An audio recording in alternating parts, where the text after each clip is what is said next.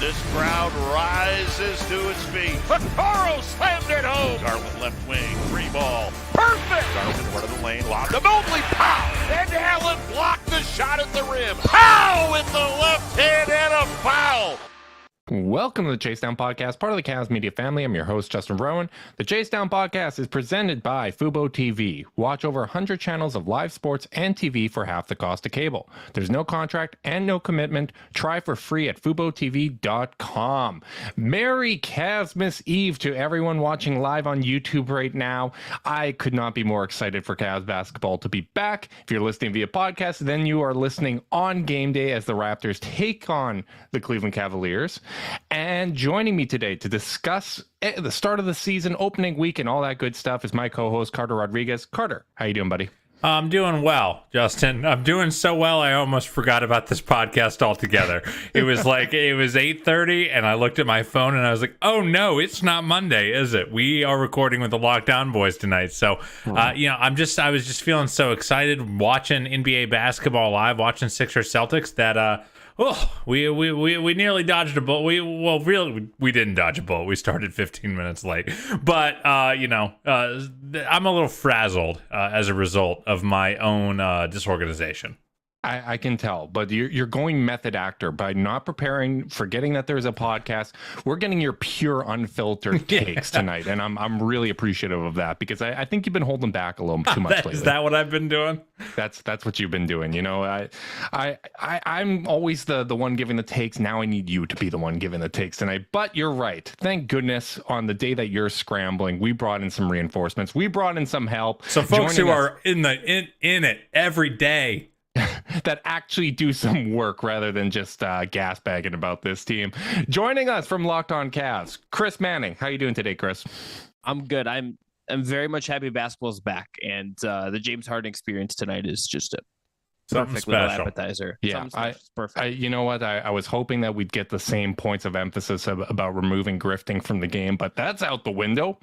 Philly is in grifting form, and it is awful to watch. Also joining us today is Evan Dammarell of Right Down Euclid, Locked On Cavs, and Fear the Sword. Both of these guys fear the sword. Evan, how you doing, buddy? I'm good. And speaking of James Harden grifting, if the Sixers are in midseason form already, what happens to them when they get past the All-Star break? Is it just done for them? Is the season just over or what? That's a good. I like that framing. That's a really, really good. That was a sneaky good joke. It snuck up on me, but I really liked it. Take a bow, Evan. Appreciate that.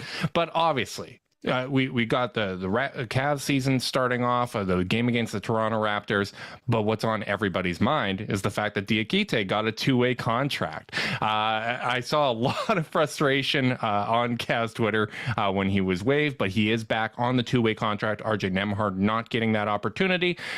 We don't have to go long on this, but honestly, I'm pretty excited that he is back just because the PTSD of last season where you just have so many guys go down at the same position, having a third center that I feel good about that isn't Moses Brown, it is a nice relief for me. Evan, how do you feel about Diakite being back in the mix? I like the addition. I asked JB about it a little bit the other night when he was the first guy off the bench for the Cavs, and JB said a little bit was just the fact that the Cavs were so banged up at the 4 spot against Atlanta in the preseason, but more so the fact that Diakite has just consistently played with energy all throughout the preseason. And I think if you want to reward a guy for that with a two-way contract and you kind of keep him in-house in your development nucleus, that's great. I wrote about this a little bit for Fear the Sword as well, where right now, like you said, Justin, it's a cheap, cost-controlled option to have in the event like your guys, knock on wood, it doesn't happen, but your big guys do get banged up with injury. And it's a guy who's familiar with the system, and it's not somebody like you're bringing in on the fly to kind of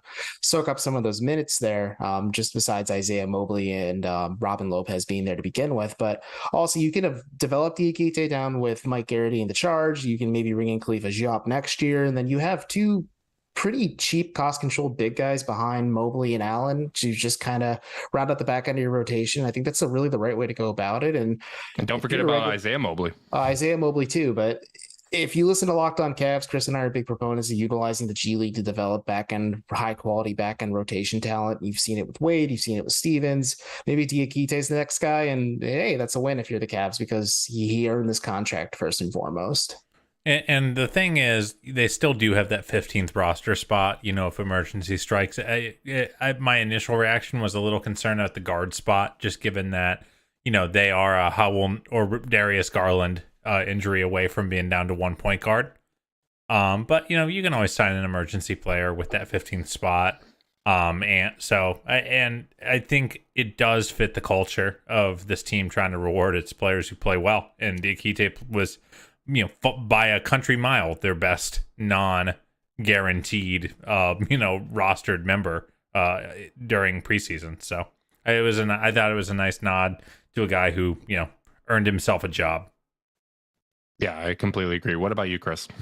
I think Carter framed it, I think, exactly how I've been thinking about it. He made a case for himself in the preseason.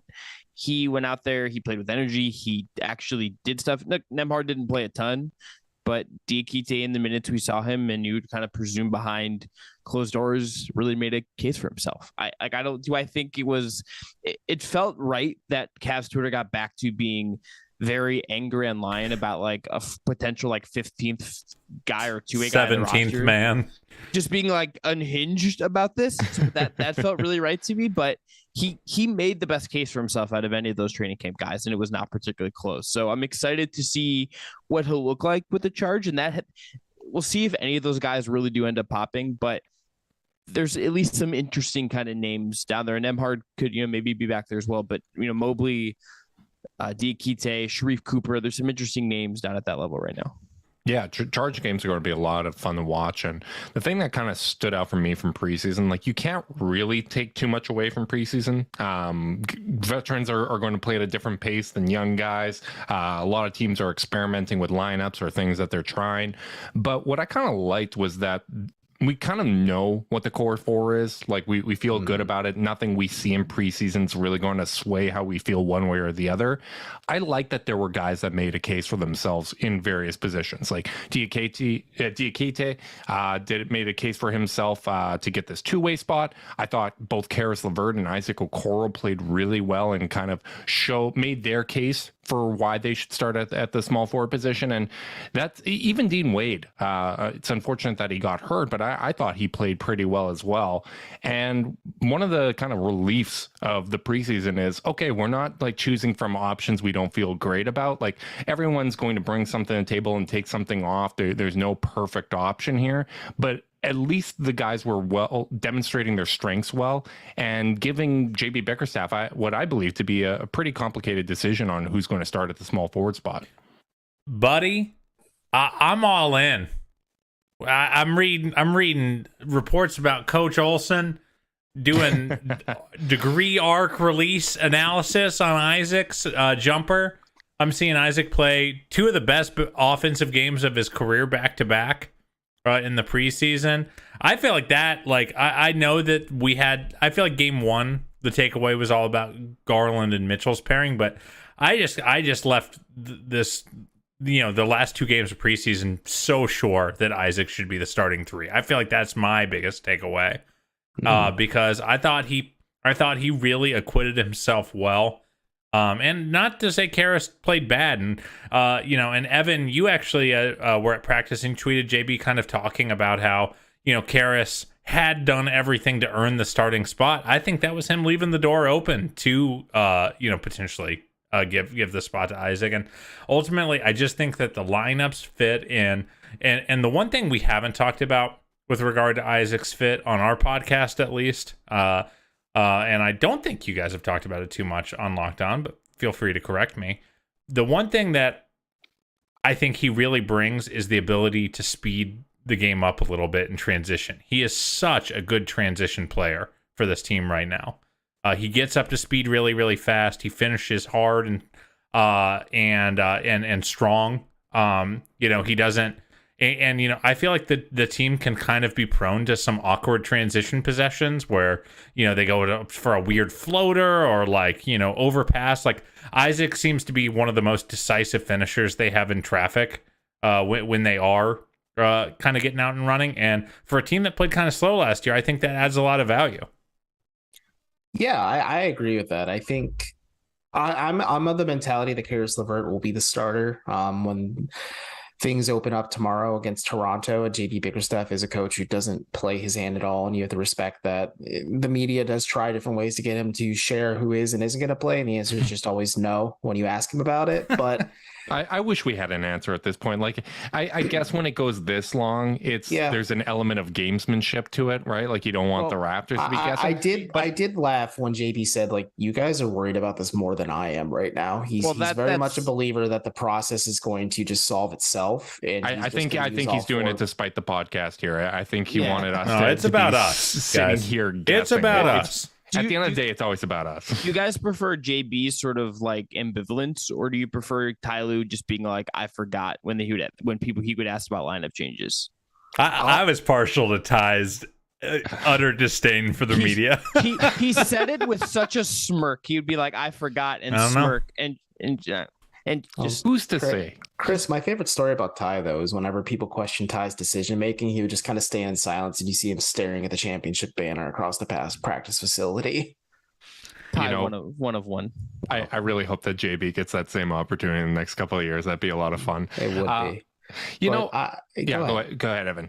I think LeVert will start, but I agree with Carter's point. Like, if Isaac can carry this forward momentum that he has from the preseason, and if the shooting stuff does look real, like you saw him being a little less hesitant at times when he was on the perimeter, and if he's able to keep defenses honest, it's going to push Caris LeVert and make it harder for JB to decide on who starts at the 3. But at the same time, maybe this is just like a good coaching tactic too, to maximize Isaac's potential, because Isaac wants to prove that he belongs in the starting lineup and with the starting unit. And maybe we just reevaluate things 10 to 15 games in. Like, it's not going to be a surefire thing. Like, I think the Cavs team we see against Toronto on Wednesday night, like the lineups and everything else, may not be the same 10, 15, 20 games from now, because they're going to just be still finding things that work function wise, just with this new core 4 and then everybody else in between it. Well, I think something that we've all talked about is the fact that one of the major casualties of Evan Mobley getting hurt in the preseason and not getting a ton of reps with these guys is JB has no tape against other NBA teams as to what lineups are looking good and what don't. I think a big part of why Lowry got the starting gig was the minutes that he got to tinker around within the preseason. So, I kind of talked about that on one of our recent pods, that I do think that there's a world in which he's kind of playing Jenga with the starting lineup a little bit. And also, like, if JB wants to just do something completely unconventional, like I wouldn't be blown away if JB's like, yeah, I'm just going to start whoever I want on a given night. If he thinks that's right, I think he's going to do it. I don't think he's super worried about external reaction to the choices he makes. I think part of this overall with LeVert, with Dean Wade, with Okoro, with pretty much anyone that's not the main 4 guys, it's just that I think that all of them are sort of in a spot where they have to prove stuff and have to figure stuff out and have to kind of make a case for themselves, right? Like Okoro, if the player that Okoro was the last 2 preseason games is the best version of him, and we see that more often than not, or at least versions of that, like, that's a guy you feel good with going forward. If Caris LeVert is as healthy as he says he is and fits in this role, and fits in as like a third guard, he makes a case for himself to get a contract extension. Like, all these guys, Dean Wade got his contract, but you have to see him really manifest into like a real rotation guy, even though he has that contract now. I think all of these guys are all playing for stuff. And like Okoro and LeVert are sort of the 2 most notable in that case, just because of where they are in their contracts, but also the fact that they're contending for a starting spot. And it is very clear that this team is built around 4 guys, and it's how does the rest of your resources get spent? How do they get used? And those 2 guys are competing, I think, for a place in that to some degree. Yeah, and to take it a step further, like projecting way too far in advance, there is going to be some cap space next summer as well, right? Like, so these guys are making the case, like you said, with LeVert, if he shows that he can really kind of solidify himself alongside the core, you're in a position where whether that's as the starting small forward, which I think most of us would prefer Okoro just from kind of an archetype standpoint, but he could establish himself there. He could establish himself as that 6th man and kind of that third ball handler. If he does that, then maybe that cap space becomes allocated to the guys that are already here and proven themselves. If not, if neither of them step up and solidify themselves as a starting small forward, then you might be in a position where you're going to explore other options, because the team's timeline has now shifted to a point where they're clearly trying to win more and more games and to elevate themselves alongside that core four. So I think it's a really interesting dynamic. The thing that kind of is exciting to me is I feel like if everybody's hitting their ceilings, it doesn't really infringe on one another. Like if Isaac Okoro realizes his potential and he's the starting small forward, that puts Caris LeVert in a role that makes a lot of sense to me. And I think his best complements what Garland and Mitchell do really well. And I don't think it infringes on Mobley adding some playmaking to his game and becoming more part of the offense. Like that's what I really like about this from a roster construction standpoint. But on the other side, it's still unproven, right? Like outside of those four, there's still guys that, whether it's health and role with LeVert, whether it's Okoro doing the offensive end of the court at a more consistent level, there's still a lot that is left to be proven with this group. Something I wanted to... It's funny. What was that, Chris? I'm just chuckling at Justin saying Okoro, like it's just like all of offense, you know, Just the whole offense. thing. My brain's a little scrambled today. I've fumbled over my words a few times already. I can A little tell, simple thing called offense. I mean, he did hit a Euro step in a half court setting in the preseason. I about jumped out of my chair. Oh, it was sublime, Chris. I do want to ask this group though, because we have spent a lot of time talking about Okoro's last two games, and I'm not sure we've talked and spent enough time analyzing Caris LeVert in preseason. He did play 3 of the 4 games. I thought he acquitted himself pretty well. What did we think? Because obviously, like he had a lot to prove coming into the season too. You know, was getting huge gas coming out of training camp. What did we think of the on-court product for LeVert in his stint for this team?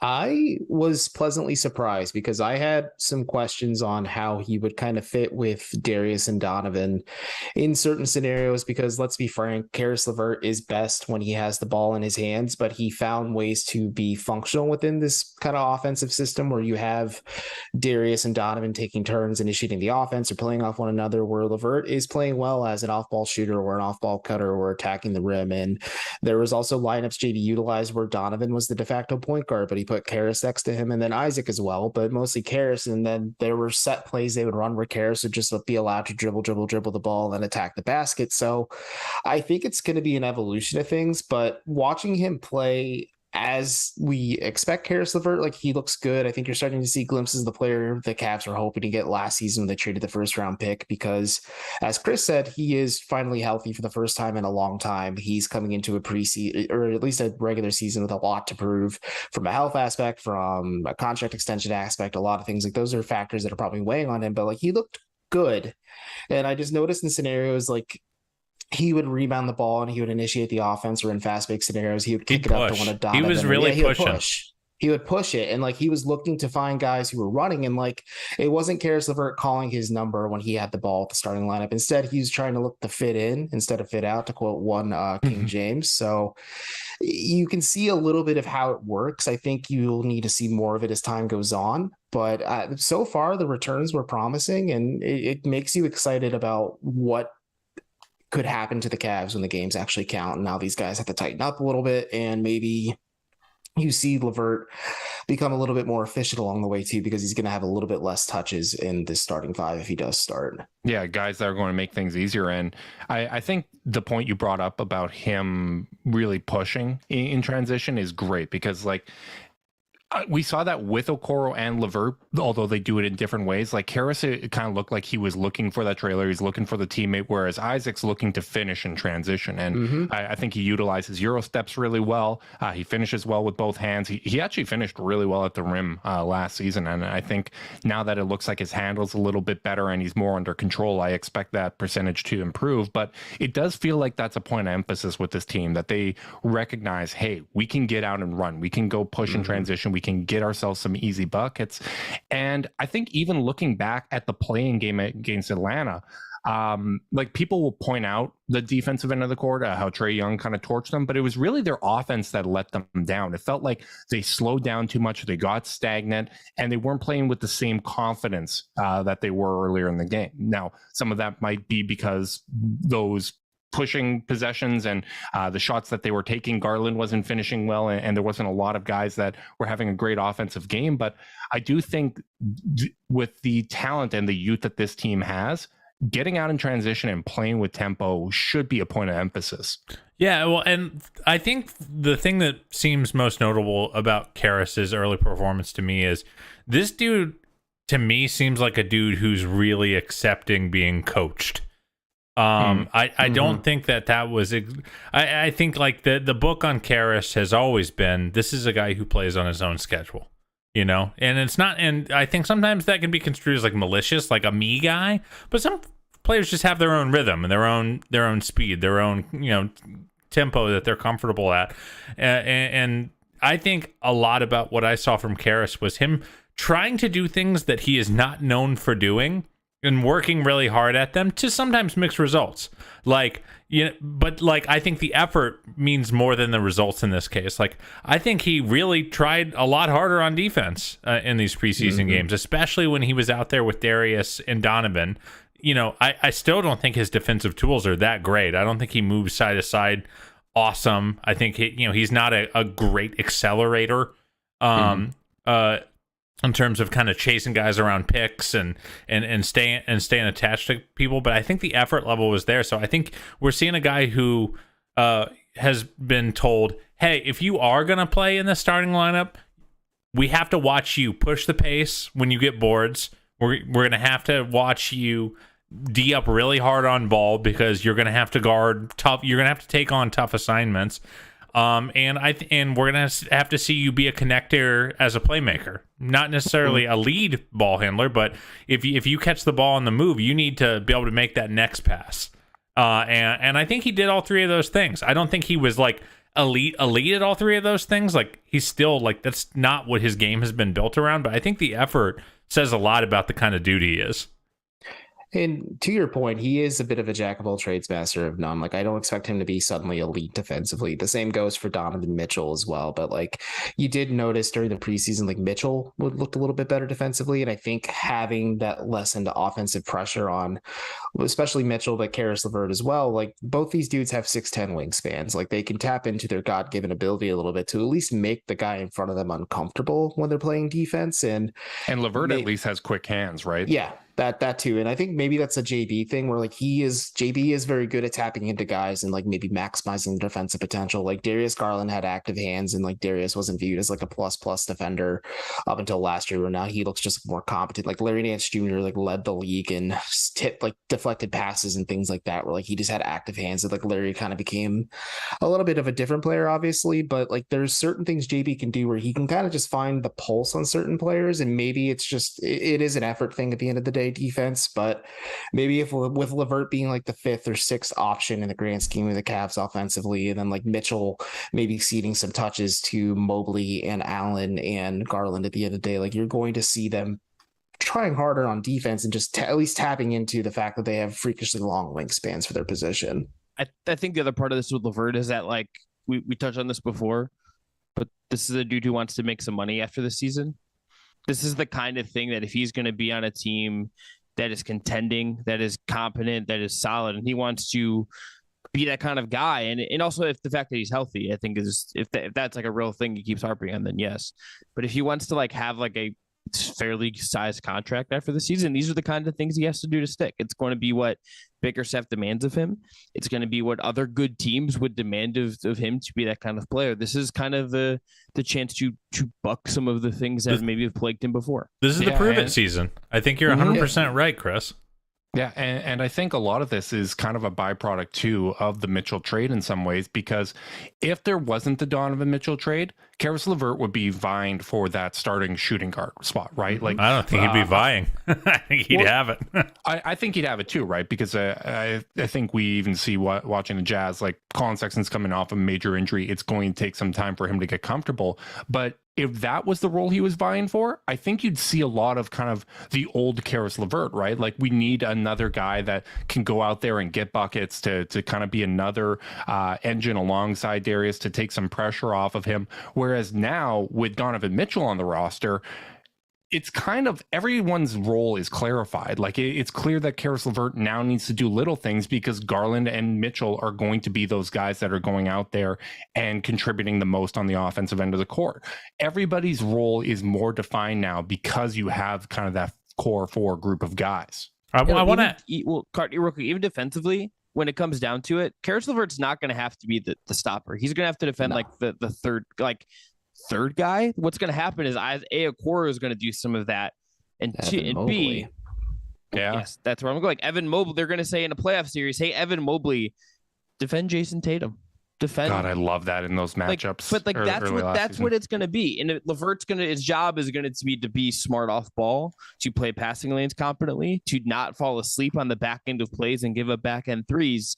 And like if he just does like very basic competent things and plays into the scheme, he's going to look better. Like he's going to look better because he'll be asked to do pretty direct, clear things, I think. I want to ask you. I'm sorry. I want to ask you guys a question about kind of the deployment of LeVert. Because there has been a reasonable line of thinking that with Darius and Donovan on this team, that the Cavs are pretty much gonna, maybe the Cavs should stagger those two and always have one elite, playmaker on the perimeter at all times.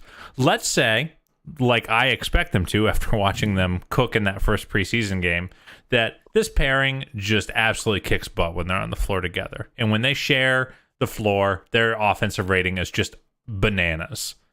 How willing are we, if we were the coaches, to say, actually, you know what, we're not going to worry as much about staggering them, and we're just going to hand Karis the keys for 5, 6, 7 extra minutes a game more than we might think, to try to maximize the most out of the top end of that backcourt pairing, as opposed to trying to stretch it out. What do we think about that? You sure about that? I'm asking. I don't know if I have an opinion. I would stagger. I think LeVert, you have to find what I think the whole key to this with those two guys and everyone kind of going off them, and those guys being Mitchell and Garland, is I think like you need to find the big that fits well with the best of them. And I think it's probably going to be Mitchell and Mobley and then Garland and Allen, just because Mitchell doesn't throw lobs all that well. And Jared Allen likes to catch lobs, and Darius Garland is very, very good at catching lobs.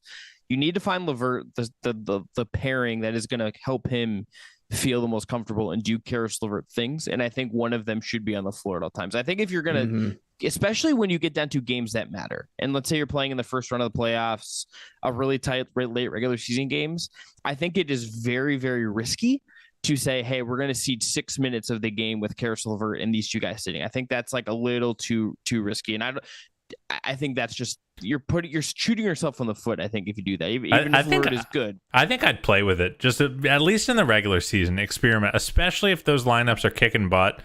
Because if you do have Darius and Donnie sitting at the same time, your defensive personnel on the floor is likely very good. If it's a Rubio, LeVert, Okoro, Love, you're Mobley. Thinking like even later in the season. Yes, I think that's more viable once Rubio's back. Yeah. If he's back and if he's himself. Like Evan, you had a great quote from JB where you talked, or he was talking about how they do have that core group of 4, but there's really 7 that they strive to have 4 of on the floor at all times. And that kind of lends itself to that staggering, right? Like obviously Garland, Mitchell, Mobley, Allen are the first 4. And then I think what completes the rest of the 7 would be LeVert, Okoro, and Love. Yeah, I would. Do you all agree with that? Or do you have a different 7?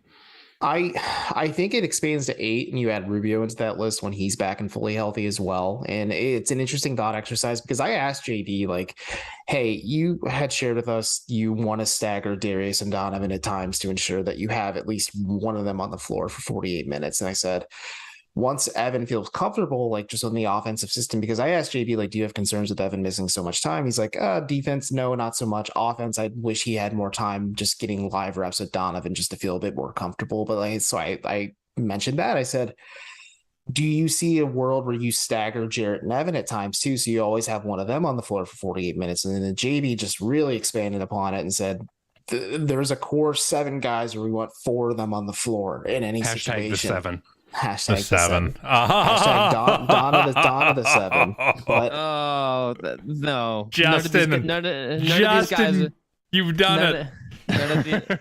I'm just imagining what Cavs players most likely to throw a child off of a roof. Oh, and, God. really concerned. That's where you This is a reference to The Boys, viewers who don't know what we're talking about. Yeah.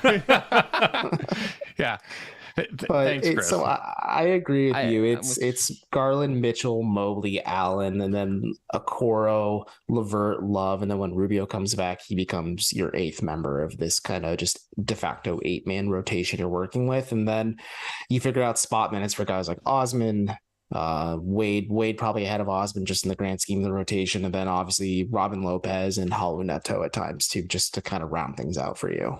Yeah, I mean, Karis LeVert, Isaac Okoro, they obviously have a lot to prove this season, although the same can't be said for our sponsor, Zoom. Support for this podcast and the following message comes from Zoom. 500,000 businesses connect using Zoom, a single platform for phone, chat, workspaces, events, apps, and video. Zoom enables real-time collaboration for teams around the globe. Zoom, how the world connects. Well done, pal. Thank you, Carter. A random question. Anyone else feel like Cedi is probably one of the most competent players in the NBA that is not expected to be in a rotation? Well, like he's in that average zone. He's in that zone of dudes who's like good enough to be in the league and does things well, but like drives you nuts because he's imperfect. Yeah, but man, just in terms of how incendiary he can be, right? Yeah, but people get like really mad about like guys being just like kind of fine, and like a lot of dudes are just kind of fine. Mm-hmm. Yeah, and I don't know. I think Cedi at his best is much more than fine. I think he is like, and obviously it's always been consistency with him, but there are not a lot of 10th, 11th men that can come out and hit 4 threes in a row and have that, like how many Cavaliers last year was Cedi involved in, and he is one of those high variance players that the Cavs, didn't have a lot of last year.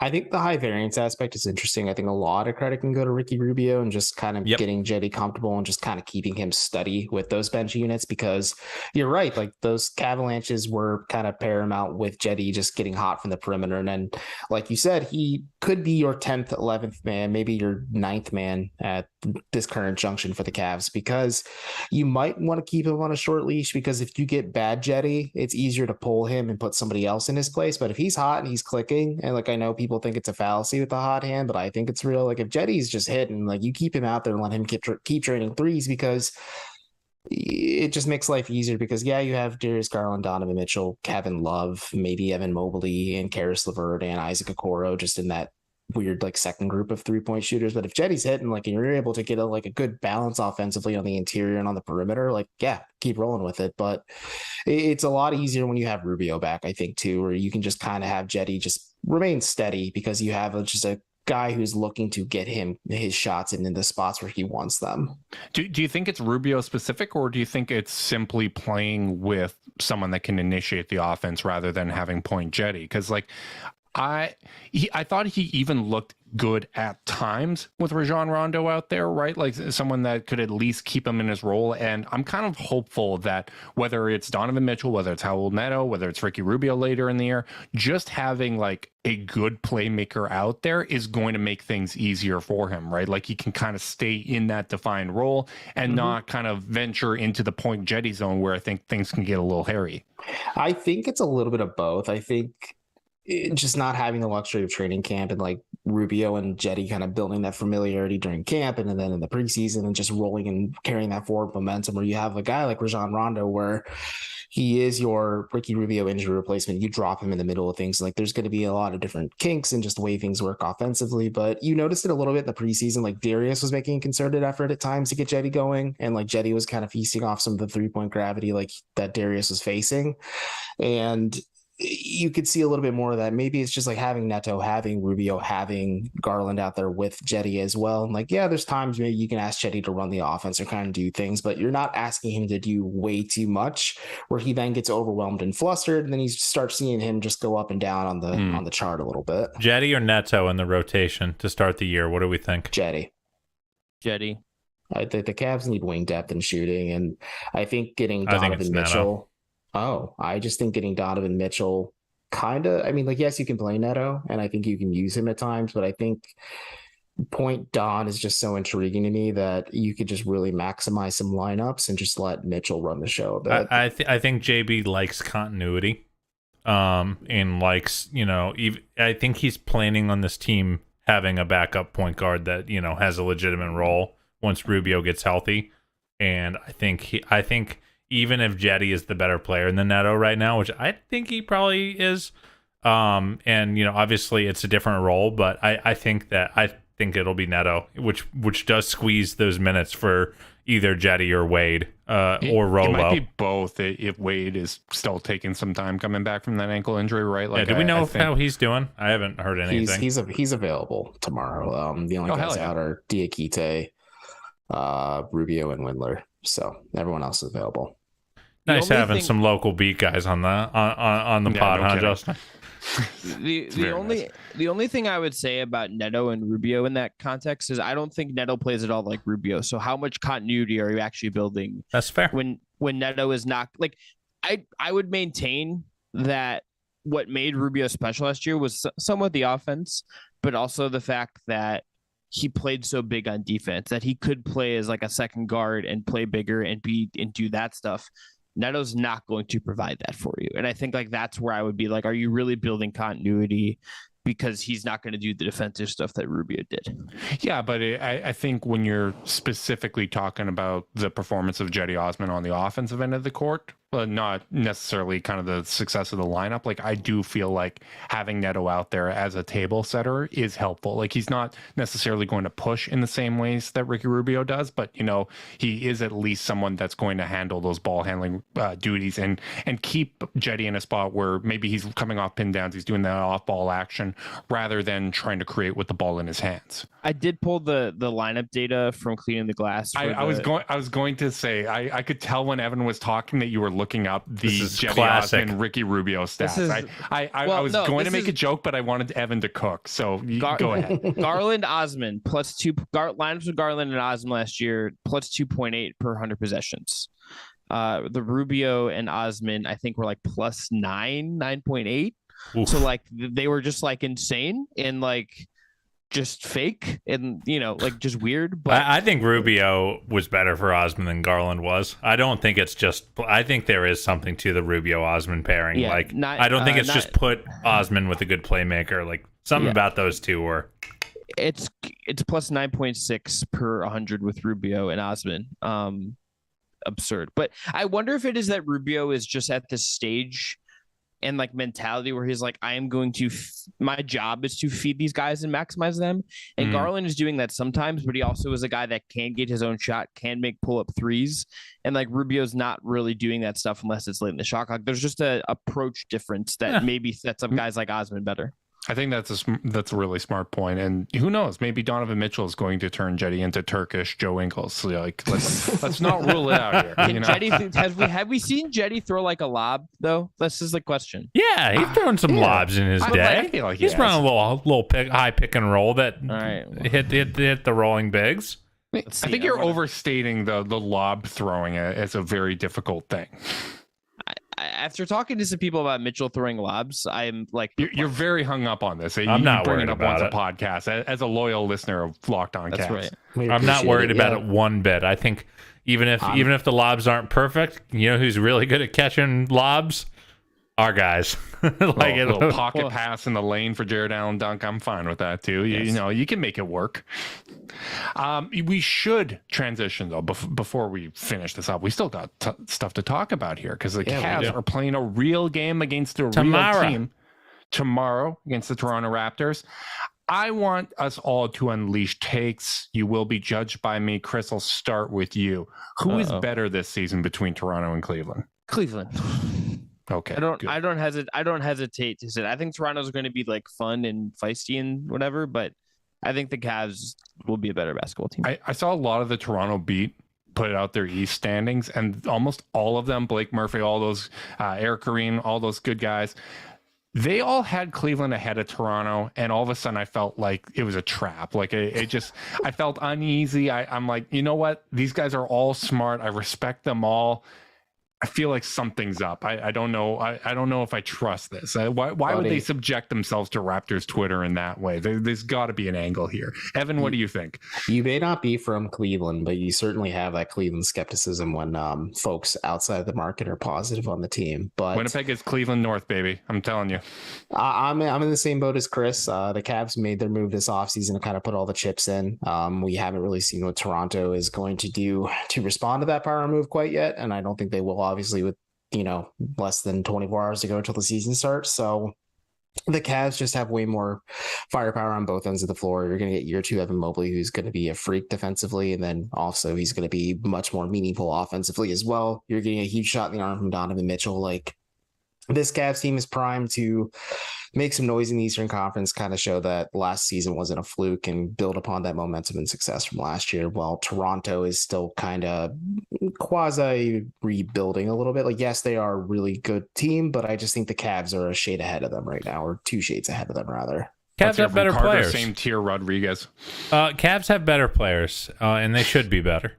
That is my take. I think that the road to Toronto having a better season, if you're just kind of breaking down the possible outcomes, the road to Toronto having a better season is that they far exceed the sum of their parts, which I think they're capable of doing. I think it's a well-constructed team that has... They did that even last year. Yes, and I think they have a good mix of veteran savvy and players with upside, and as you've noted a couple times, Justin, the chips to go make a big splash mid-season if the Wembanyama tank race really heats up and big names go on the market.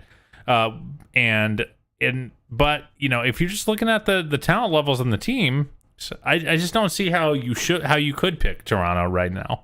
I think Cleveland was the better team last year, and injuries were the reason they fell below them in standings. And I think Cleveland made more moves in the offseason. Like, is there anything you guys could see tomorrow? Because I think the thing we need to factor in here is tomorrow's probably going to be a little weird. Both of these teams, I think their last preseason game was like 5 days ago, right? Like, so everyone's going to be a little rusty. I think it's possible that Evan Mobley looks rusty. You could tell, like, obviously it's a little weird when you're not playing with Garland, Mitchell, Allen. But you could tell, like, he was trying to get his footing again against Orlando. Might take him a little bit of time to get comfortable. Is there anything you could see tomorrow that would impact your take, or is this just one of 82? This is one of 82, but I still think this is my favorite 2B rivalry in the league right now. I think that, and I was on this after the first game, I think it is such an amazing styles make fights type of matchup, because things have not fundamentally changed. If anything, these two teams have doubled down stylistically on what they are. They really did. So you have a Toronto team that is going to struggle to score in the half court, that is going to make all their hay on the offensive boards and in transition and enforcing turnovers, against a Cavs team who would really like to keep you in the half court and get their defensive shell set and try not to turn the ball over and get run on with their big lineups in the front court.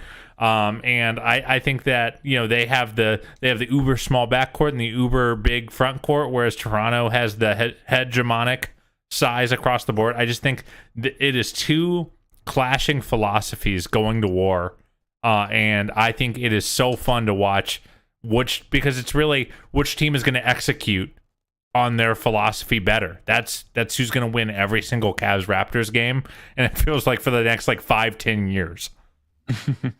I'm really curious to see if they trap the hell out of Garland or whoever the ball handler is, because that's how they defended us last season. And I just want to see, against a team that was tricky for the Cavs to play against on the offensive end of the court, what does it look like now that Donovan Mitchell is there? Obviously, it's going to take some time for them to get comfortable, but to me, that's one of the most interesting storylines going into this game is how does Toronto defend the Cavs now that they do have a more kind of dynamic look on the court?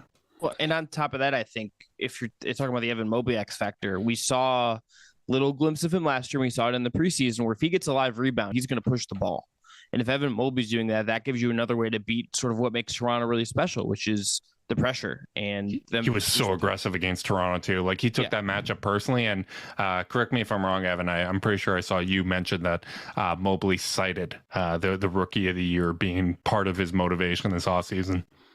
I didn't say that particularly, no, but I wouldn't be surprised. He actually kind of pushed back on it in Chris Fedor's piece. He was kind of like, Darius said that. I didn't say that. I think he's trying not to. Evan, to Carter's point, like this is a budding rivalry between the Raptors and the Cavs, but at its core, it's going to be Scotty Barnes versus Evan Mobley. And I kind of like joke with folks like this is the most mild-mannered, like sweetest like rivalry between two guys who just like to play basketball and I think have a mutual respect for being defensive players that are just kind of freaks in terms of offensive potential. But I agree, like stylistically, these are two very different squads where like it's a Raptors squad that like wants to play fast and play hard, but this is a Cavs team wants to play in the half court quite a bit. Like it's going to be a fun matchup. I think it's a good litmus test and maybe where the Cavs kind of stand because they can say they haven't gone from being the hunted after being the hunter last season, but they aren't going to catch a lot of teams by surprise like they did last year. Like a lot of folks, and Locked On Cavs included, were not super high about the Cavs heading into the season just because they hadn't proved it and they took a lot of us by surprise. And I think there's going to be that factor where like a lot of teams are going to be expecting the Cavs to come out and fight them for full 48 minutes. And I think adding Donovan Mitchell kind of puts the onus on them, saying like, hey, we're the next hot thing, and there's going to be teams who want to out there and prove that maybe they are better or equal on in terms of footing with the Cavs right now. So like the Cavs are going to get the best from their opponents any night, but I think they're especially going to get it most nights, especially when it's teams that they'll be fighting for playoff spots, because Toronto and Chicago, like their first two games of the season, like those are guys that they could be, or teams that they could be competing with towards the end of the season for that playoff push. If let's say Philly, Boston, and Milwaukee kind of separate themselves from the top three, and like then you have a battle for 4 through 8, and like Cleveland, Chicago, Toronto, like those teams are kind of scrapping. Like these games do have some weight to them now because of it, and I think that's what makes it more fun and compelling. And it's so funny that opening night feels significant to the standings. Like Toronto is probably looking at, like, you look at their October and it's Cleveland, Brooklyn, Miami twice, Philly twice, and Atlanta. They're probably looking at Cleveland and Atlanta as the more winnable games, the ones that they're really hoping to put in their back pocket, because those are teams that kind of project to be in the same area in the standings. So this is kind of a significant game. Like, it is one of 82, but I wouldn't be surprised if, I expect it to be sloppy. I expect both teams to kind of be showing some rust, but I do think the intensity is going to be really, really high in this game. Yeah, part 5 billion why the play-in was an awesome idea, because there is no anxiety in either in really either conference, I don't think. From cynical ass Chris doing the money hands there. I think that was a figure snap. That was a figure snap. Thank you. I thought that was but money. Also, yes. But I mean, also money. I think you only do it with two. I think you only do money with two hands. Either way, I think I'm not Johnny Manziel over here. Yeah, come on, unbelievable. I think it's only two. I don't think any of these teams in the East. I don't think Chicago, Cleveland, Brooklyn. None of these teams are sweating it out. Like we are right now. I am angsty. That one injury could knock them down into the 6-7 area in the standings, and I think everyone every fan in the East is going to be angsty about that. Even the tier 1 teams, like maybe not Milwaukee, but even if you have Milwaukee, Boston, Philly a tier above these teams, I think in the regular season we might have 7 teams within 2-3 games of each other. Of course. So like, everyone is going to be so close to 2 games ending their season. And no one wants that kind of high variance outcome after an 82 game season. So man, what a great idea, because it really makes these matchups so exciting. And frankly, I'm going to be stressed. I don't know about y'all, but of course, Chris is, as we've noted, a robot who doesn't feel any emotional connection to anything, but I'll be stressed. He's transcended the concept of fandom. If you had seen me when I got home from the ALCS game on Saturday night where Oscar Gonzalez hit a walk-off and I had an adrenaline dump so bad I basically had a panic attack when I got home. I feel things.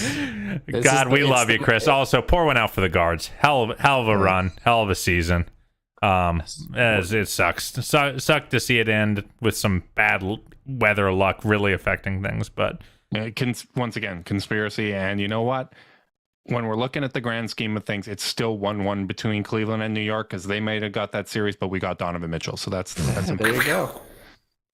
That's you just got to put everything in perspective. It's really important. Is there anything you guys are hoping before we kind of wrap this up? Is there anything from this opening week where the Cavs play Toronto, Chicago, and Washington? Is there anything you're kind of hoping to learn from this week? I have mine locked and loaded, which is the Cavs starting lineup going to kick ass again? Such a major part of, I think, what made this team's run in the first half special was how badly they were kicking teams' butts to start games and to start third quarters. And that's why I'm going to be very obsessed with lineup data this year. Whether it's LeVert, whether it's Okoro in the starting lineup, I want to see, is this a team that is going to get, give their bench unit a head start? That they can either, give them some wiggle room if they're not playing well, or the opportunity for their bench to, blow the doors open. And so that's what I'm most interested in their starting lineup right now, because we're trying to be a playoff team now. So 6 through 11 in the rotation just doesn't matter as much as making sure that your best lineups are working and working really, really well. My point kind of goes off Carter's a little bit. I'm going to see how does this offensive lineup work, and more so just in starting five, just offensively how they work. Because I think defensively this Cavs team is going to be fine because Jared Allen and Evan Mobley together are otherworldly. But more than anything, just how does Evan Mobley look heading into year two? Because we got a little bit of a wet on our whistle against Orlando, but he is just such an unknown to me that I'm just morbidly curious to see what we get when the games actually count, when they actually matter, because he says, I want to initiate the offense. I want to be a ball handler more. I want to shoot more. I want to be able to do more things where like Darius and Donovan are playing off ball with me and either as cutters or shooters. Like there's a lot of stuff. And if you ask JB, like, hey, do you want him doing this X, Y, and Z? And JB's like, I want him doing X, Y, Z, A, B, C, every letter in the alphabet that he feels comfortable doing. Because like one practice, Mobley's just sitting there standing there shooting 3-pointers with Luke Walton for the entire time JB was speaking. And I just asked him, like, do you want Evan shooting that? He's like, yeah, if he's open, we want him shooting it. So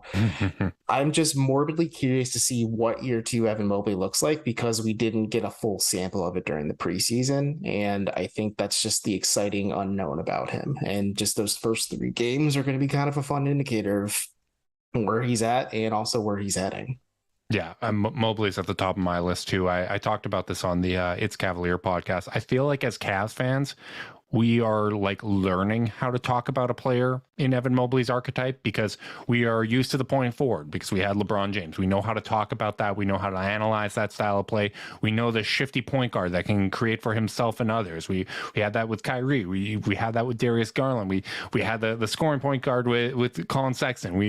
These are all archetypes we really recognize, and the Cavs haven't had a player of Mobley's archetype where you can run offense through him since like Brad Daugherty, and Mobley's just the next evolutionary step of a player like that. So I'm really curious to see, like, what does Mobley coming into his own alongside Garland and Mitchell and Allen and all kind of the established players around him, what does that look like? And to just add another level of seriousness to this game, Madison just messaged letting me know that the Cavs are wearing their black jerseys tomorrow in Toronto.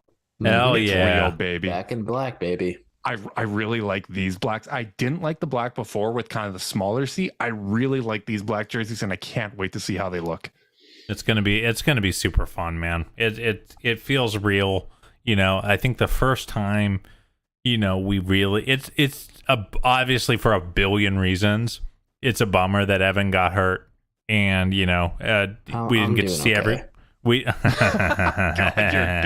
You're annoying. It's a bummer that Evan got hurt and we didn't see, we didn't get all those minutes, but it is kind of cool for the first time we get to see them all together on a court in a competitive action being the season opener. And it's going to be pretty surreal to see those 4 kind of all standing together. What about you, Chris? I'm just curious to see like what the initial instincts are with how lineups are constructed and what guys play with you, just because the preseason we didn't see any of that, and even the closest game we got to a competitive fourth quarter of the Hawks preseason game. They didn't finish it out. We didn't get to kind of see how that might work because it's the preseason. Ultimately, that stuff doesn't matter. It doesn't matter. What we see in these first couple games, I'm hoping at least one of these games is close and tense, and like we get to just see a late kind of grinded out kind of a performance and just see what the instincts are from Bickerstaff. What button does he push? Does Mitchell start the fourth? Does Garland start the fourth? Who does he pair these guys with, and what the initial instincts are to kind of build all this out? That's what I think we're going to learn more than anything else these first three games. I agree with the curiosity. I don't want this to be a close game. I want this to be like the playoff series against Toronto. Let's beat them down. Let's break their morale. Let's send them into this tough part of their schedule, this opening part of their schedule with their heads hanging. We can have I don't want a close game against Washington either. Maybe Chicago, but Andre Drummond revenge game. Listen, if they win by 30 a game all year, I'm thrilled. I don't want any close games all year. Not a single one. I don't want to be tested. Just like in life, I don't want to be tested. I want to just go easy street this whole way. But I understand you being the NBA Rob Lowe, Chris would want to see that just for educational purposes. Rob Lowe. Fellas, speaking of the Rob Lowe aspect, when they called a take foul during a preseason game, Chris almost scared the soul out of my body with how hard he shook me and screamed in my ear. I was just like, "It's the take foul! It's the take foul!" I'm gonna get Chris a hat with just the NBA logo on it. He was also pounding his fist on the media table saying, "It's like Christmas came early this year, Evan." And I'm like, Chris, we love you, you big dork. I have fits. And I just want to watch basketball looking like actual basketball. That's all I'm asking for. Let's take fouls. Let's get back to how they called games beginning of last year. Thank goodness you're recording this podcast instead of watching the Sixers right now. I was going to say that is why we counter-program that game, because we like basketball. We like honest basketball over here. That game is behind me on my television, and all the fun moments are when the Celtics obliterate the Sixers and get transition points. Unless some Cavs players start to get a great free throw rate. Then that's honest. So it's very important to make sure we're clear there. There are honest free throws and there are dishonest free throws, and it's all about my rooting interest. And it's very important to keep that in mind. Count it. All right, guys, let's get a prediction for the game tomorrow. Guests, you can go first. Evan? I say Cleveland 121, Toronto 100. It's going to be a good old-fashioned blowout, a good tone center, and the fans are going to go absolutely wild, and it's a good sweet taste after a bitter pill with the Guardian season ending. That's high scoring for a game against Toronto with a little bit of rust, but I like it. Chris? Cavs 104, Raptors 98. Donovan Mitchell scores 32. Ooh, Carter? 103 to 102. This one's coming down to the wire. I'm going to be stressed the whole time. And Evan Mobley going to get a cool 15 and 15. Ooh, I like that. I'm going to go 112-106 for the Cavs winning. I'm glad that we all went homerific here, picking the Cavs to win. Hopefully that comes to fruition. Chris, I'm proud of you, especially for going homer there. Chris Manning's black ice heart today. Congratulations. That's just that little extra bit of love. That's how I know that you truly appreciate coming on and you like talking to us, because you're willing to pander to us. And sometimes all I need to know is that you're willing to lie to make me feel a little good. I mean, this is just spitting facts here. Yeah, it is what it is. I see that Ohio Bobcats flag behind you. Go Bobcatties. I'm worried about Nathan Rourke making his return. Carter can't see it. There's a number 5 Ohio jersey in a shadow box right to there, and we're just paying respect to DJ Cooper. And Coop we trust. And Coop we trust. He may have submitted not his own urine in a drug test in France, but he's still a legend. Hey, my guy. Well, I'm going to stop this here before I start devolving into a CFL podcast, because nobody wants to listen to that. I'm aware enough of that. Thank you so much, guys. Really appreciate it. Before we let you go, do you guys have any articles coming out or want to let the listeners know what podcasts are coming up on Locked On Cavs? I know you guys actually plan a little more than we do. Chris, you are the the binder. That's here. correct. You are the planner for us. I do. We'll have a deep recap up of Cavs Raptors up after the game. Thursday we'll kind of probably do another deeper unpacking of that game because it is the first game, and we'll look ahead to the weekend on Friday. And for me, writing wise, I will have. I think I try to do every year. Don't think I did it last year, but just a bunch of wild predictions, things I think about the Cavs that'll go up through the sword sometime on Wednesday. And I'm feeling optimistic. Taking the over on the over under. Going on the record here. Yeah. Thinking 49, a soft over, but an over. There's a ton of juice on that over, by the way. I think it was on Lowe's podcast. They're talking about it's like way minus money to bet the over. So clearly, they are. Our Cavs are a public team again, boys. Look, I'm so glad I got it at 42.5 in Lawless Canna. I knew it was big when I saw Brian Windhorst and Adrian Wojnarowski at Donovan Mitchell's presser. I'm like, okay, they're back. Yeah. Evan Mobley at plus 5,000 for most improved player seems like a wild thing to me. Ooh. That's an interesting one. Cade's at like 2,200.